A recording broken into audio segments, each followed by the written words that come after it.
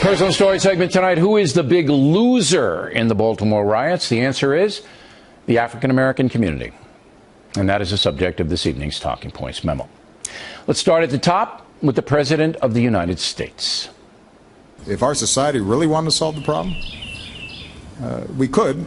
It's just it would require everybody saying this is important, this is significant. And that we don't just pay attention to these communities when a CVS burns. And we don't just pay attention when a young man gets shot or has his spine snapped. Well, it's easy to say, but what about results? On the president's watch, unemployment for blacks stands at 10% after more than 6 years in office. The overall unemployment number, 5.5%. In Baltimore, the situation's dire. 63% of the population there is African American, 63%. Unemployment rate, 8.4%. And blacks control the city. Black mayor. 9 out of the city council members are black. Only 6 are white. So African Americans calling most of the shot. Police chief's black. Despite that, 24% of Baltimore residents live below the poverty line. 24%. But the median income for Maryland is $73,500, the highest in the nation. But for Baltimoreans, median household income is a whopping $32,000 less than the state, at just over $41,000 a year. So you can see, despite African Americans controlling Baltimore, the city's not prospering. The facts then dictate that racial persecution really isn't the problem in Baltimore. Something else is in play. And that something else is personal behavior. When individuals get crowbars and start prying open doors to loot, they're not protesting. They're not making a statement. They're stealing. When they burn down a building, they're committing arson. That is correct, Mr. President. There is no linkage between what happened to Freddie Gray and torching buildings. Peaceful demonstrations get national attention. Dr. Martin Luther King Jr. proved that beyond any doubt. But what about the police in Baltimore?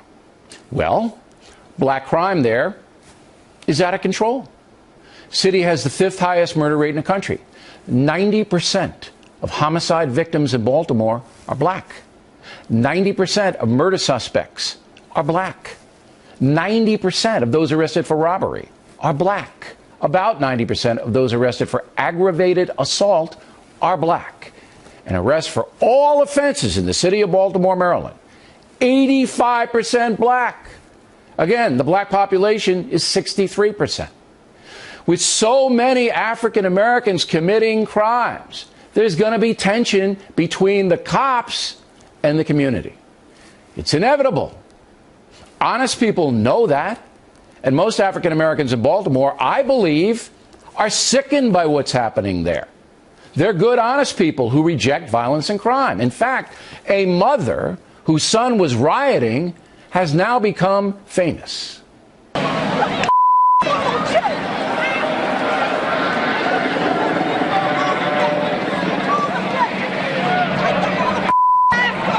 want to be paid? Shut up! You want to be out here doing this dumb Get the over here! Get over here now! You know, I'm a single mom. You know, I have 6 children, and I just choose not to live like that no more. I was angry, I was shocked, because you never want to see your child out there doing that. Everybody that knows me know I don't play that, you know what I mean? He knew he was in trouble. That mother's name is Toya Graham. We're hoping she'll come on the Factor tomorrow night. And she knows firsthand that the destruction in Baltimore last night and black crime in general has set that city back decades. I mean, who is going to invest or start a business in the poor precincts of Baltimore? Who? That means good jobs will not come to those neighborhoods. So the big loser in the Baltimore riots are those that live in the poor neighborhoods, primarily African Americans. These idiotic thugs rioting and looting are hurting their own people. And because the entire world sees pictures of blacks rampaging, all African Americans are affected. One of the councilmen in Baltimore understands that. I am simply pissed off This is the city that I love. This is the city that I chose to dedicate my life to. And we cannot stand idle and let, as thugs, whatever you want to call them, I don't even say they're thugs. We're going to just call them cowards, ruin our city. So what I'm going to say here today is, if you are an adult and you're out there participating in this, you are ruining the future for these young people. Mr. Scott is brave, and he's absolutely right on the mark. Summing up, it is long past time for police agencies in America to have a no-tolerance policy towards brutality on the part of officers. Every American, even criminals, should be safe in police custody.